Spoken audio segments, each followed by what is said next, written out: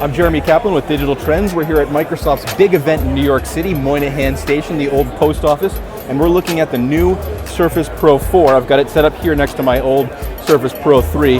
I say old, it's not that old. What's neat here is a lot of the new innovations, a lot of little changes. I would call them perfections that Microsoft is trying to do to improve upon what was already a pretty darn good product. Remember, the Surface Pro 3 is Microsoft's answer to tablet/PC computing all in one, right?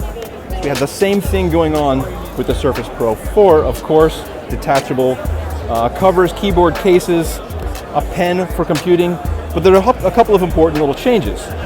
One big thing to keep in mind, of course, the pen no longer has this, I would call it wonky little piece that holds it in place that used to be strapped on the side, a little flimsy. People kept reporting they were falling off. Mine never fell off, but I consider myself lucky.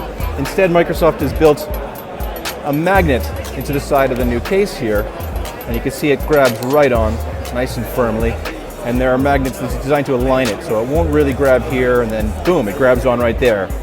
In playing around with this for a few minutes just now, I've already dropped that 2 or 3 times on the ground. I don't know if the magnets are necessarily strong enough. We'll have to wait and see. The other big thing you'll see, the Surface Pro 3 had a start menu button right there. No button right here. I guess people weren't pressing on that. Microsoft said they've spent a lot of time honing the keyboard here. I'm only so precise. It's got a really good action though. Feels a lot better.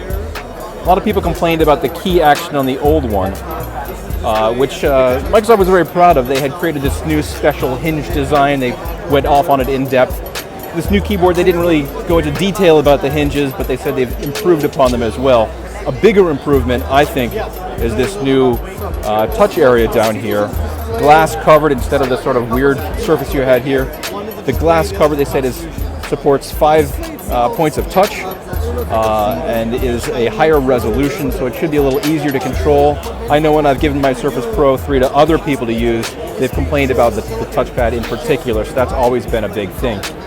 So one of the other things we have here is improved specs, of course. The Surface Pro has an improved display. You can see it's nice and crisp here. 267 pixels per inch. It's a 12.3-inch screen. The old one was a 12-inch screen, but the footprint is exactly the same. So they shrank down the bezels just a little bit. The fact that the footprint is the same means these cases will work with the old line, the Surface Pro 3. And it's the exact same power connector as well. So if you have an investment in the old line, all of that can be carried over. And likewise, if you have a Surface Pro 3 and you want the improvements that come with the new keyboard, you can get that as well. The other thing I would mention, so USB 3, of course, is very nice. It weighs 1.69 pounds.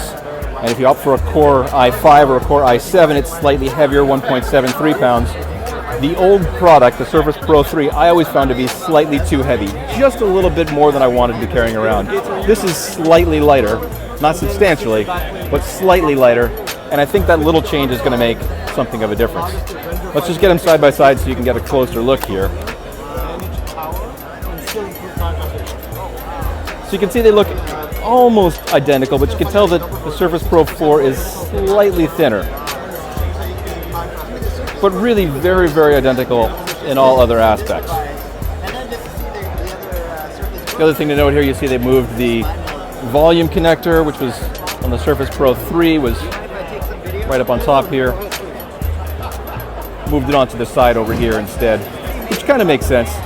But in either case, they're easy enough to get to. That's a quick look at the Surface Pro 3 from the Microsoft event here in New York City. I'm Jeremy Kaplan. Look for an in-depth review as soon as we get one. Shouldn't be more than a couple of weeks. Thanks for watching.